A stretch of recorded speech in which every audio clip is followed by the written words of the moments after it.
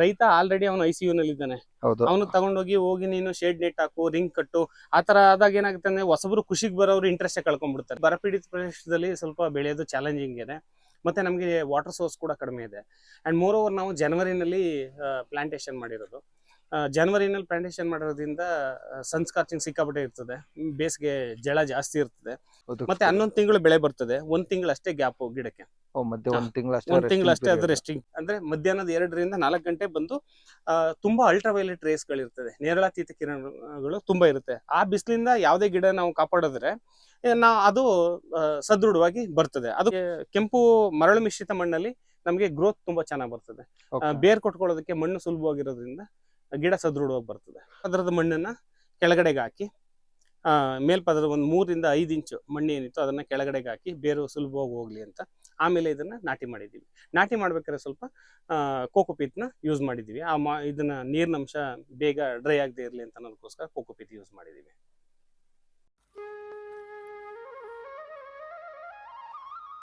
ನಮಸ್ಕಾರ ವೀಕ್ಷಕರು, ಮತ್ತೊಮ್ಮೆ ನಿಮ್ಮೆಲ್ಲರಿಗೂ ನೈಸರ್ಗಿಕ ಬದುಕು ಚಾನೆಲ್ಗೆ ಸ್ವಾಗತ ಸುಸ್ವಾಗತ.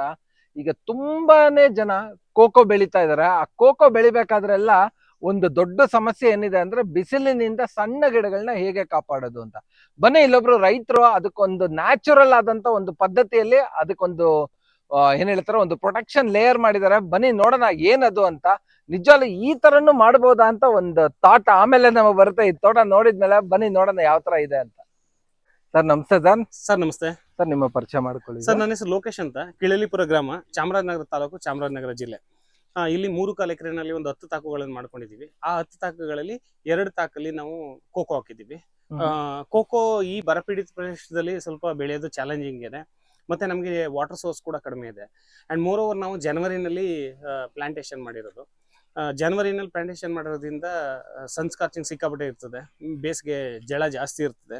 ಹಂಗಾಗಿ ನಾವೇನ್ ಮಾಡಿದೀವಿ, ಕೋಕೋನ ಕಾಪಾಡೋದಕ್ಕೆ ಆಫ್ ರಿಂಗ್ ಕಾನ್ಸೆಪ್ಟ್ ಅಂತ ಇದನ್ನ ಮಾಡಿದೀವಿ. ಆಫ್ ರಿಂಗ್ ಕಾನ್ಸೆಪ್ಟ್ ಅಂತ ಇದು ಕೋಕೋ. ಈ ಕೋಕೋಗೆ ಏನ್ ಮಾಡಿದೀವಿ, ನಮಗೆ ದಕ್ಷಿಣಾಯನವಾಗಿ ಬಿಸಿಲು ಜಾಸ್ತಿ ಇರ್ತದೆ. ಹಂಗಾಗಿ 2 ಗಂಟೆಯಿಂದ 4 ಗಂಟೆ ಅಂದ್ರೆ ಮಧ್ಯಾಹ್ನದ 2 ರಿಂದ 4 ಗಂಟೆ ಬಂದು ತುಂಬಾ ಅಲ್ಟ್ರಾವೈಲೆಟ್ ರೇಸ್ ಗಳಿರ್ತದೆ, ನೇರಳಾತೀತ ಕಿರಣಗಳು ತುಂಬಾ ಇರುತ್ತೆ. ಆ ಬಿಸಿಲಿಂದ ಯಾವುದೇ ಗಿಡ ನಾವು ಕಾಪಾಡಿದ್ರೆ ಅದು ಸದೃಢವಾಗಿ ಬರ್ತದೆ. ಅದಕ್ಕೋಸ್ಕರ ನಾವೇನ್ ಮಾಡಿದ್ವಿ, ಆಫ್ ರಿಂಗು ಸೆಣಬು ಹಾಕಿದೀವಿ. ಇದೇನಾಗುತ್ತೆ, ನಮಗೆ 2 ಗಂಟೆಯಿಂದ 4 ಗಂಟೆ ಬಿಸಿಲು ಬೀಳೋದಿಲ್ಲ. ಅಥವಾ ಇದನ್ನ ಪೂರ್ತಿ ಯಾಕೆ ಹಾಕಿಲ್ಲ ಅಂತ ನೀವು ಕೇಳ್ಬೋದು. ಪೂರ್ತಿ ಯಾಕೆ ಹಾಕಲ್ಲ ಅಂತಂದ್ರೆ ವೆಂಟಿಲೇಷನ್ ಬ್ಲಾಕ್ ಆಗ್ಬಿಡುತ್ತೆ. ಅದಕ್ಕೂ ಕೂಡ ಬಿಸಿಲು ಮತ್ತೆ ಗಾಳಿ ಬೇಕಾಗ್ತದೆ. ಹಂಗಾಗಿ ನೀವು ಸಿ ತರ ಹಾಕೊಂಡಿದ್ದೀರಾ. ಸಿ ಶೇಪ್ ಅಂದ್ರೆ ಆಫ್ ರಿಂಗ್ ಕಾನ್ಸೆಪ್ಟ್ ಅಂತ ಕರಿತೀವಿ ಇದನ್ನ. ಆಫ್ ರಿಂಗ್ ಕಾನ್ಸೆಪ್ಟ್ ಅಲ್ಲಿ ಇದನ್ನ ಹಾಕೊಂಡಿದೀವಿ. ಈಗ ಇದೇನಾಗುತ್ತೆ, ನಮ್ಗೆ ಮೊದಲು 3 ತಿಂಗಳು ಇಮಿಡಿಯೇಟ್ ನೆರಳನ್ನು ಕೊಡುತ್ತೆ. ಅದನ್ನ ಕೊಟ್ಮೇಲೆ ಇದನ್ನ ತೆಗೆದ್ಬಿಟ್ಟು ನಾವೇನ್ ಮಾಡ್ತೀವಿ, ಅಲ್ಲೇ ಮಲ್ಚಿಂಗ್ ಮಾಡ್ತೀವಿ. ಅಲ್ಲಿಗೆ ಗೊಬ್ಬರನೂ ಆಯ್ತು ಗಿಡಕ್ಕೆ. ಇದಕ್ಕೆ ಬ್ಯಾಕಪ್ ಪ್ಲಾನ್ ಆಗಿ ಇಲ್ಲಿ ಬನ್ನಿ, ಬ್ಯಾಕಪ್ ಪ್ಲಾನ್ ಆಗಿ ಇದರಿಂದ 1 ಅಡಿ ಡಿಸ್ಟೆನ್ಸ್ ಅಲ್ಲಿ ನಾವು ಅಗಸೆ ಹಾಕೊಂಡಿದೀವಿ. ಸೊ ಈ ಅಗಸೆ ಹಾಕೊಂಡಿರೋದ್ರಿಂದ ಅಗಸೆ ಏನಾಗ್ತದೆ, ನಮ್ಗೆ ನೆಕ್ಸ್ಟ್ ಇಲ್ಲಿ ಈ ತರ ಬರ್ತದೆ ಅಗಸೆ. ಅಗಸೆ ಬಂದು ಈ ತರ ಕವರ್ ಆಗುತ್ತೆ ನೆಕ್ಸ್ಟ್ 3 ವರ್ಷಕ್ಕೆ.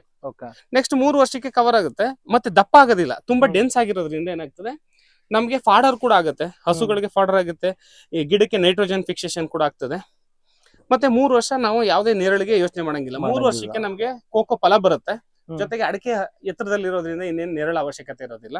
ಅಲ್ಲಿಗೆ ನಮ್ಗೆ ಮಲ್ಟಿಪರ್ಪಸ್ ಆಗಿ ಇದು ಯೂಸ್ ಆಗ್ತಾ ಇದೆ.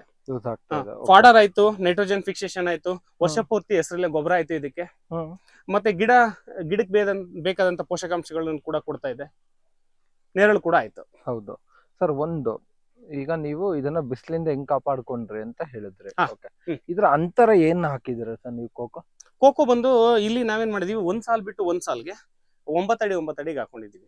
ಸೊ 1 ಸಾಲಲ್ಲಿ ಹಾಕದೇ ಇರೋದ್ರಿಂದ ನಮಗೆ ಟ್ರಾನ್ಸ್ಪೋರ್ಟೇಷನ್ ಆಗ್ಲಿ, ನಾಳೆ ಹಾರ್ವೆಸ್ಟಿಂಗ್ ಆಗ್ಲಿ ಈಸಿ ಆಗ್ತದೆ. 9x9 ಗೆ ಹಾಕೋಬಹುದು. ಬಟ್ ಈಗ ಏನಾಗಿದೆ ಅಂತಂದ್ರೆ, ಈ 9x9 ಯಾವ ಡೆನ್ಸ್ ಇದೆ ಅದನ್ನ ನಾವು ರಿಮೂವ್ ಮಾಡ್ಕೊಂಡು 1 ಸಾಲ್ ತೆಗೆದು ಬಿಡ್ತೀವಿ. ಒಂದ್ ಸಾಲ್. ಮತ್ತೆ ಈ ಒಂದ್ ಗಿಡದಿಂದ ಇನ್ನೊಂದ್ ಗಿಡಕ್ಕೂ 9 ಅಡಿ ಅದು ಸಾಕಾಗ್ತದೆ. ಸರ್, ಆ ಕಡೆ ಈ ಕಡೆ 2 ಅಡಕೆ ಮತ್ತೆ ಹಿಂದೆ ಬಾಳೆನೂ ಬರುತ್ತೆ. ಇದು ನಿಮ್ಮ ಗುಂಪು ಬಾಳೆ ಪದ್ಧತಿ. ಸೊ ಅದಾದ್ಮೇಲೆ ಈ ಮಧ್ಯ ಕೋಕೋಗೆ ಸಾಕಾಗುತ್ತೆ ಎಲ್ಲ ಬಿಸಿಲು ಎಲ್ಲ? ಇದೆಲ್ಲ ಸಾಕಾಗ್ತದೆ. ಯಾಕಂತಂದ್ರೆ ನಾವು ಗುಂಪು ಬಾಳೆ ಮಾಡೋದು 18 ಅಡಿಗೆ ಒಂದ್ ಮಾಡಿದೀವಿ, ಪ್ರತಿ 9 ಅಡಿಗೆ ಮಾಡಿಲ್ಲ. 9 ಅಡಿಗೆ ಬರೋದು ಏನು ಅಂತಂದ್ರೆ, ನಮಗೆ ಅಡಕೆ ಒಂದೇ ಮೇಜರ್ ಕ್ರಾಪ್. ಈಗ ನುಗ್ಗೆ ಕೂಡ ಅಷ್ಟೇನೆ, ಪ್ರತಿ ವರ್ಷದಲ್ಲಿ 2 ಸಲ ಪ್ರೂನಿಂಗ್ ಮಾಡ್ಕೊಳ್ತೀವಿ ನಾವು. ಮೇ ಮತ್ತೆ ನವೆಂಬರ್ ಅಲ್ಲಿ ಭೂಮಿ ಮಟ್ಟಕ್ಕೆ ಕಡ್ದಾಕ್ಬಿಡ್ತೀವಿ ಅದನ್ನ. ಸೊ ಹಂಗಾಗಿ ಅದರದ್ದು ಇದಕ್ಕೆ ವೆಂಟಿಲೇಷನ್ ಏನ್ ಬ್ಲಾಕ್ ಮಾಡೋದಿಲ್ಲ. ಸೊ ಇಲ್ಲೇನಂತಂದ್ರೆ ಕಂಪ್ಲೀಟ್ ಶಾಡೋ ಈಕ್ವಲ್ ಅಮೌಂಟ್ ಅಲ್ಲಿ ಡಿಸ್ಟ್ರಿಬ್ಯೂಟ್ ಆಗ್ತಾ ಬರ್ತಾ ಇದೆ. ಯಾಕಂತಂದ್ರೆ ಈಗ ನಮ್ಗೆ ಅಗಸೆ ಕೂಡ ನಮ್ಗೆ ಡ್ಯಾನ್ಸಿಂಗ್ ಶಾಡೋ ಕೊಡುತ್ತೆ ಹೊರತು ಕಂಪ್ಲೀಟ್ ಶಾಡೋ ಕೊಡೋದಿಲ್ಲ. ಸೊ ಆ ಡ್ಯಾನ್ಸಿಂಗ್ ಶಾಡೋ ನಲ್ಲಿ ನಮ್ಗೆ ಆಕ್ಸಿಜನ್ ಸಪ್ಲೈ ಜಾಸ್ತಿ ಆಗ್ತದೆ. ಸೊ ಡ್ಯಾನ್ಸಿಂಗ್ ಶಾಡೋದಲ್ಲಿ ಆಕ್ಸಿಜನ್ ಸಪ್ಲೈ ಜಾಸ್ತಿ ಜಾಸ್ತಿ ಆಗ್ತದೆ. ಪ್ಲಸ್ ಅದಲ್ದ್ರೆ ಇದೊಂದ್ ಸ್ವಲ್ಪ ನಿಮ್ಗೆ ನೈಟ್ರೋಜನ್ ಕಂಟೆಂಟ್ ಉತ್ಪತ್ತಿ ಮಾಡ್ಕೊಡುತ್ತೆ ಭೂಮಿಗೆ. ಸೊ ಮತ್ ನೀವು ಇದಕ್ಕೆಲ್ಲ ನೀರೆಲ್ಲ ಎಷ್ಟ್ ದಿನಕ್ಕೆ ಒಮ್ಮೆ ಕೊಡ್ತಾ ಇದ್ರಿ? ಯಾವ ತರ ಸರ್ ಇದೆ? ಇದಕ್ಕೆ ಕೋಕೋ ಸ್ವಲ್ಪ ನೀರ್ನ ಜಾಸ್ತಿ ಕೇಳುವಂತ ಗಿಡನೇ, ಹಂಗಾಗಿ ಪ್ರತಿ 2 ದಿನಕ್ಕೆ ಒಂದ್ಸಲ ಕೊಡ್ತಾ ಇದೀವಿ ಈಗ ಸದ್ಯಕ್ಕೆ. ಆಮೇಲೆ ಕೊಡ್ತೀರಾ ಸರ್ ನೀವು ನೀರು? ಪ್ರತಿ 2 ದಿನಕ್ಕೊಮ್ಮೆ. ಇದು 8 ಲೀಟರ್ ಪರ್ ಇದಾಕೊಂಡಿರೋದು ಡ್ರಿಪ್ಪರ್ಸ್ ಇದು 4 ಲೀಟರ್. ಇದು 4 ಲೀಟರ್ 1 ಅವರ್ ಕೊಡ್ತಾ ಇದೀವಿ. 1 ಅವರ್ ಸಾಕಾಗ್ತದೆ. 4 ರಿಂದ 6 ಲೀಟರ್ ಪರ್ ಡೇ ಸಾಕು. ನಮ್ಮಲ್ಲಿ ಇದು ಸ್ವಲ್ಪ ಮರಳು ಮಿಶ್ರಿತ ಕೆಂಪು ಮಣ್ಣು ಇದು, ಹಂಗಾಗಿ ಅಷ್ಟೊಂದು ಬೇಕಾಗ್ತದೆ. ಸ್ವಲ್ಪ ಕಪ್ಪು ಮಣ್ಣು ಇರೋರಿಗೆ ಅದ್ರ ಅವಶ್ಯಕತೆ ಇರೋದಿಲ್ಲ. ಕಪ್ಪು ಮಣ್ಣು ಇದ್ರೆ ಸ್ವಲ್ಪ ತೇವಾಂಶ ಜಾಸ್ತಿ ದಿನಗಳವರೆಗೆ ಹಿಡಿದು ಇಟ್ಕೊಳ್ಳುತ್ತೆ.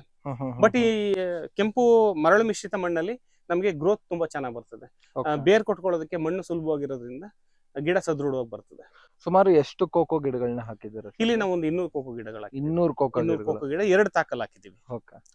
ಸೊ ಒಂದ್ ಗಿಡದಿಂದ ಒಂದ್ ಗಿಡಕ್ಕೆ 9 ಅಡಿ, ಸಾಲಿಗೆ 18 ಅಡಿ. ಸರ್ ಮತ್ತೆ ನೀವು ಗಿಡ ನಾಟಿ ಮಾಡ್ಬೇಕಾದ್ರೆ ಸೊ ಏನೇನೆಲ್ಲ ಕ್ರಮ ಅನುಸರಿಸಿದ್ರಿ ಸರ್? 1 by 1 ಪಿಟ್ ಮಾಡಿಸಿದ್ವಿ. 1 by 1 ಪಿಟ್ ಮಾಡಿಸಿ ಅದಕ್ಕೆ ಸ್ವಲ್ಪ ನಮ್ದು ಕೊಟ್ಟಿಗೆ ಗೊಬ್ಬರನ ಹಾಕ್ಸಿ, ಒಣಗಿರುವಂತ ತರಗೆಲೆಗಳನ್ನ ಹಾಕ್ಸಿ ಒಂದು 15 ದಿನ ಅದಕ್ಕೆ ನೀರ್ ಕೊಟ್ವಿ. ಅದಾದ್ಮೇಲೆ ಮೇಲ್ಪದರದ ಮಣ್ಣನ್ನ ಕೆಳಗಡೆಗೆ ಹಾಕಿ, ಮೇಲ್ಪದರ ಒಂದು 3 ರಿಂದ 5 ಇಂಚು ಮಣ್ಣು ಏನಿತ್ತು ಅದನ್ನ ಕೆಳಗಡೆಗೆ ಹಾಕಿ ಬೇರು ಸುಲಭವಾಗಿ ಹೋಗ್ಲಿ ಅಂತ ಆಮೇಲೆ ಇದನ್ನ ನಾಟಿ ಮಾಡಿದೀವಿ. ನಾಟಿ ಮಾಡ್ಬೇಕಾದ್ರೆ ಸ್ವಲ್ಪ ಕೋಕೋಪೀಟ್ ನ ಯೂಸ್ ಮಾಡಿದೀವಿ. ಇದನ್ನ ನೀರಿನಂಶ ಬೇಗ ಡ್ರೈ ಆಗದೆ ಇರ್ಲಿ ಅಂತ ಅನ್ನೋದಕ್ಕೋಸ್ಕರ ಕೋಕೋಪೀಟ್ ಯೂಸ್ ಮಾಡಿದೀವಿ. ಸೊ ನಿಮ್ ಪ್ರಕಾರ ಇದು ಏನ್ ವರ್ಷಕ್ಕೆ ಈಲ್ಡಿಂಗ್ ಸರ್? ಕೋಕೋ ಬಂದು ಒಂದೂವರೆ ವರ್ಷಕ್ಕೆ ಈಲ್ಡ್ ಅಂತ ಹೇಳ್ತಾ ಇದಾರೆ. ಬಟ್ ನಮ್ಗೆ 2 ವರ್ಷಕ್ಕಾದ್ರೂ ಕೂಡ ಅದೇನು ಇದಾಗೋದಿಲ್ಲ, ತೊಂದರೆ ಇಲ್ಲ. ಬಟ್ ನೆಕ್ಸ್ಟ್ 30-40 ಇಯರ್ಸ್ ಏನ್ ಮಾತಾಡಂಗಿರೋದಿಲ್ಲ. ಮತ್ತೆ ಕೋಕೋನಲ್ಲಿ ಒಂದು ಅಡ್ವಾಂಟೇಜ್ ಏನಪ್ಪಾ ಅಂತಂದ್ರೆ ಅದು ಇದು ಮದರ್ ರೂಟ್ ಅಂತ ಕರಿತೀವಿ, ಟ್ಯಾಪ್ ರೂಟ್ ಅಂತ ಏನ್ ಹೇಳ್ತೀವಿ, ಅದು ಭೂಮಿನ ಸೀಳ್ಕೊಂಡು ಹೋಗಿ ಅದರ ಆಹಾರ ಉತ್ಪಾದನೆ ಅದು ಮಾಡ್ಕೊಳ್ಳುತ್ತೆ. ಹಂಗಾಗಿ ತುಂಬಾ ಸ್ಟ್ರಾಂಗ್ ಆಗಿರುತ್ತೆ ಗಿಡ, ಯಾವುದೇ ಮಳೆ ಗಾಳಿಗೇನು ಜಗ್ಗೋದಿಲ್ಲ. ಅದಕ್ಕೆ ಬೇಕಾದ ಮೇನು ನೀರು ಮತ್ತೆ ಮಾಯಿಶ್ಚರ್ ಕಾಪಾಡ್ಕೊಂಡ್ರೆ ಸಾಕು. ಅದೇ ಬೇಕಾದಷ್ಟು ಕಂಪೋಸ್ಟ್ ನ ಇಡೀ ಜಮೀನಿಗೆ ಒದಗಿಸ್ಕೊಡುತ್ತೆ. ಮತ್ತೆ 11 ತಿಂಗಳು ಬೆಳೆ ಬರ್ತದೆ. 1 ತಿಂಗಳು ಅಷ್ಟೇ ಗ್ಯಾಪ್ ಗಿಡಕ್ಕೆ. ಒಂದ್ ತಿಂಗಳು ಅಷ್ಟೇ ಅದು ರೆಸ್ಟಿಂಗ್ ಪೀರಿಯಡ್. ಏನ್ ಪ್ರೈಸ್ ಕೊಟ್ರಿ ಸರ್? ಇದು ಮಾಂಡೆಲ್ಸ್ ಅಂದ್ರೆ ಕ್ಯಾಡ್ಬರಿ ಸಿಸ್ಟರ್ ಕನ್ಸರ್ನ್, ಅದು ಅವರೇ ಕೂಡ ಕೊಡ್ತಾ ಇದಾರೆ. ಒಂದು ಗಿಡಕ್ಕೆ 14 ರೂಪಾಯಿ ಇದೆ. ಒಂದ್ ಗಿಡಕ್ಕೆ 14 ರೂಪಾಯಿ ಇದೆ. ನಿಮ್ ಜಾಸ್ತಿ ತಂದು ಕೊಡ್ತಾರಾ? ಇಲ್ಲ, ನಾವೇ ಹೋಗಿ ತಗೊಂಡ್ ಬರ್ಬೇಕು. ಎಲ್ಲಿಂದ ತಂದ್ರಿ ಸರ್ ನೀವು? ಇದು ಬಾಬುರಾಯನ್ ಕೊಪ್ಪಲ್ ಅಂತ ಏನೋ. ಬಾಬುರಾಯನ್ ಕೊಪ್ಪಲ್ ಅಲ್ಲ, ಅದು ಮಂಡ್ಯದ ಹತ್ರ ಅವ್ರದೇ ಒಂದು ನರ್ಸರಿ ಇದೆ, ಅಲ್ಲಿಂದ ತಂದಿರೋದು. ಅಲ್ಲಿ ಹೋಗ್ತಂದ್ರಿ. ಮತ್ತೆ ನೆಕ್ಸ್ಟ್ ಕ್ಯಾಡ್ಬರೀಸ್ ಏನ ಕೊಂಡ್ಕೊಂತಾರ ಸರ್ ಇದ್ರ ಬಂದಿರುವಂತ? ಆಕ್ಚುಲಿ ಕ್ಯಾಡ್ಬರೀಸ್ ಏನೇ ಮೇನ್ ಇದು ಬೈಯರ್ ಇದ್ರಲ್ಲಿ. ಬಟ್ ಓಪನ್ ಮಾರ್ಕೆಟ್ ಕೂಡ ಇದೆ, ಅದನ್ನ ಮಾಡ್ಬೋದು ನಾವು. ಇಲ್ಲಿ ಬಂದಾಗ ನಾವು ಈಗಾಗಲೇ 1.5 ವರ್ಷದ್ದು ನುಗ್ಗೆ ಎಲ್ಲ ಇದೆ. ನುಗ್ಗೆ ಎಲ್ಲ ತುಂಬಾ ಚೆನ್ನಾಗಿ ಬಿಟ್ಟಿದೆ. ಇದು ಕೂಡ ಬಾರ್ಡರ್ ಕ್ರಾಪ್ ಆಗಿ ನಾವು ಹಾಕೊಂಡಿದೀವಿ. ಇದು ಕೂಡ ನಿಮ್ಮ ಕೋಕೋ ತಾಟಲ್ಲೇ ಇದೆ? ಕೋಕೋ ತಾಕಲ್ಲೇ ಇದೆ. ಈ ಬಾರ್ಡರ್ ಕ್ರಾಪ್ ಅಲ್ಲಿ ಪ್ರತಿ 8 ಅಡಿಗೆ ನಾವು ಟಿಶ್ಯೂ ಕಲ್ಚರ್ ಟೀಕ್ ಹಾಕೊಂಡಿದೀವಿ. ಅದ್ರ ಮಧ್ಯೆ ಹೊಂಗೆ ಇದೆ, ಮಹಾಗನಿ ಇದೆ, ನುಗ್ಗೆ ಇದೆ, ಶ್ರೀಗಂಧ ಇದೆ. ಮತ್ತೆ ನೆಲದಲ್ಲಿ ಕೂಡ ವೇಸ್ಟ್ ಮಾಡದೆ ಇರೋ ತರ ನೇಪಿಯರ್ ಹಾಕೊಂಡಿದ್ದೀರಾ? ಚೆನ್ನಾಗಿ ಜಾಗನ ತುಂಬಾ ಚೆನ್ನಾಗಿ ಯುಟಿಲೈಸ್ ಮಾಡ್ಕೊಂಡಿದ್ದೀರಾ. ಮಾಡ್ಬೇಕು ಸರ್, ಯಾಕಂತಂದ್ರೆ ನಾವು 10 ಎಕರೆ ತಗೊಂಡು 1 ಎಕರೆ ಅಷ್ಟು ಫಲ ಮಾಡೋದ್ರ ಬದಲು ಇರೋದ್ 3 ಎಕರೆನಲ್ಲೇ ಮ್ಯಾಕ್ಸಿಮಮ್ ಈಲ್ಡ್ ತೆಗಿಯೋಣ ಅಂತ ಕಾನ್ಸೆಪ್ಟ್ ಅಲ್ಲಿ. ಸರ್ ಹೆಚ್ಚಾಗಿ ನೀವು ಹೊಂಗೆ ಗಿಡಗಳನ್ನ ನೋಡ್ತಾ ಇದ್ದೀನಿ ಬಾರ್ಡರ್ ಅಲ್ಲಿ. ಏನ್ ಹೊಂಗೆ ಗಿಡಗಳನ್ನ ಹಾಕೊಳ್ಳೋದ್ರಿಂದ ನಮ್ಗೆ ಏನಾಗುತ್ತೆ, ಆಂಟಿ ಬ್ಯಾಕ್ಟೀರಿಯಲ್ ಫಂಕ್ಷನ್ ಜಾಸ್ತಿ ಇರೋದ್ರಿಂದ ಹೊಂಗೆ ಎಲೆಗಳಲ್ಲಿ ಇದನ್ನ ನಾವು ವರ್ಮಿ ಕಂಪೋಸ್ಟ್ ಹಾಕ್ತಿವಿ. ಮತ್ತೆ ವರ್ಮಿ ವಾಶಿ ಕೂಡ ನಾವು ಮೇನ್ ಆಗಿ ಯೂಸ್ ಮಾಡ್ಕೊಳ್ತೀವಿ. ಸೊ ಇದರಿಂದ ನಮ್ಗೆ ಸಾಯಿಲ್ ಬಾರ್ನ್ ಡಿಸೀಸ್ ಏನಿದೆ ಮಣ್ಣಿಂದ ಬರುವಂತದ್ದು ಅದು ಅರ್ಧ ತಪ್ಪುತ್ತೆ. ಮತ್ತೆ ಬೇಸಿಗೆಗೆ ಒಳ್ಳೆ ತಂಪು ಕೂಡ. ಸರ್ ನಿಜವಾಗ್ಲೂ ಒಳ್ಳೆ ಐಡಿಯಾ ಉಪಯೋಗಿಸಿದೀರಾ. ನಿಜವಾಗ್ಲೂ ಯಾಕಂದ್ರೆ ತುಂಬಾ ಜನ ಪ್ಲಾಸ್ಟಿಕ್ ಇಲ್ಲ ಸಿಮೆಂಟ್ ಆತರ ಕಟ್ಟೆಗಳನ್ನ ಕಟ್ತಾರೆ. ಹಾ. ನೀವೊಂದ್ ಹಸಿರು ಕಟ್ಟೆ ಕಟ್ಟಿರೋದು ನಿಜಾಲು ತುಂಬಾನೇ ಖುಷಿಕರವಾದ ವಿಚಾರ. ಇಲ್ಲೇನಂತಂದ್ರೆ ನಮ್ಗೆ ನೋಡಿ, ಹಾ. ರೈತ ಆಲ್ರೆಡಿ ಅವನು ICU ನಲ್ಲಿ ಇದ್ದಾನೆ. ಹೌದು ಅವನು ಹೋಗಿ ನೀನು ಶೇಡ್ ನೆಟ್ ಹಾಕು, ರಿಂಗ್ ಕಟ್ಟು, ಆತರ ಆದಾಗ ಏನಾಗುತ್ತೆ ಅಂದ್ರೆ ಹೊಸಬ್ರು ಖುಷಿಗೆ ಬರೋರು ಇಂಟ್ರೆಸ್ಟ್ ಕಳ್ಕೊಂಡ್ಬಿಡ್ತಾರೆ. ಹೌದು ಅದ್ರ ಬದಲು ಈ ತರ ಸಿಂಪಲ್ ಮೆಕ್ಯಾನಿಸಮ್ ಮಾಡ್ಕೊಂಡ್ರೆ ಅವ್ರಿಗೆ ಕಾಸು ಕೂಡ ಉಳಿತಾಯ ಆಗುತ್ತೆ. ಮತ್ತೆ ನಾವು ಬಯೋಡೈವರ್ಸಿಟಿಗೆ ಏನು ಡಿಸ್ಟರ್ಬ್ ಮಾಡ್ತಾ ಇಲ್ಲ ಇಲ್ಲಿ. ನೋಡಿ, ಹೌದು. ನಾವು ಪ್ಲಾಸ್ಟಿಕ್ ಹಾಕೋದ್ರಿಂದ ಅದು ಭೂಮಿನಲ್ಲಿ ಕರಗೋದಿಲ್ಲ. ಸಿಮೆಂಟ್ ಅಷ್ಟು ದೊಡ್ಡ ದಪ್ಪ ರಿಂಗ್ಗಳು ತಂದ್ರೆ ಮೈಕ್ರೋ ಆರ್ಗನಿಸಮ್ಸ್ ಡೆವಲಪ್ ಆಗೋದಿಲ್ಲ ಅದ್ರ ಅಂಡರ್ ಅಲ್ಲಿ. ಸೊ ಅದ್ರ ಬದಲು ಈ ತರ ನಾವು ನ್ಯಾಚುರಲ್ ಆಗಿ ಮಾಡ್ಕೊಳ್ತು ಅಂತಂದಾಗ ಎಕಾಲಜಿಗೆ ಯಾವುದೇ ತರ ಡಿಸ್ಟರ್ಬೆನ್ಸ್ ಆಗೋದಿಲ್ಲ. ಆಗಲ್ಲ. ಹೌದು, ಸೂಪರ್ ಸರ್, ತುಂಬಾನೇ thank you. Thank you sir. ನೋಡಿದ್ರಲ್ಲ ವೀಕ್ಷಕರೇ, ಯಾವ ತರ ಇತ್ತು ಅಂತ. ಎಲ್ಲರೂ ಸುಮ್ನೆ ಈ ಪ್ಲಾಸ್ಟಿಕ್ ಸಿಮೆಂಟ್ ಅದು ಇದು ಹಾಕಿ ಈ ನಮ್ಮ ಕೋಕೋ ಗಿಡಗಳಿಗೆ ಒಂದು ನೆರಳನ್ನ ವೃದ್ಧಿ ಮಾಡ್ಕೊಡ್ತಾ ಇದ್ರು. ಇವ್ರು ನೋಡಿ, ಇವ್ರ ಹತ್ರ ಇರೋ ಅಂತ ಒಂದಷ್ಟು ಅಕ್ಸೆ ಗಿಡಗಳು ಮತ್ತೆ ಒಂದಷ್ಟು ಸೆಣಬು ಗಿಡಗಳನ್ನ ಹಾಕೊಂಡು ಒಂದು ಚಿಕ್ಕದಾದಂತ ಅದಕ್ಕೊಂದು ಪ್ರೊಡಕ್ಷನ್ ನ ಮಾಡಿದ್ದಾರೆ. ನೋಡಿ, ಮನ್ಸೊಂದಿದ್ರೆ ಏನ್ ಬೇಕಾದ್ರೂ ಮಾಡ್ಬೋದು. ಬಟ್ ಅದನ್ನ ನೈಸರ್ಗಿಕ ರೀತಿಯಲ್ಲಿ ಯಾವ ತರ ಮಾಡ್ಬೋದು ಅಂತ ನೋಡಿ ಇವ್ರ ವಿಡಿಯೋದಲ್ಲಿ ಇಲ್ಲಿವರೆಗೂ ನೋಡ್ದೆ ನಾವು.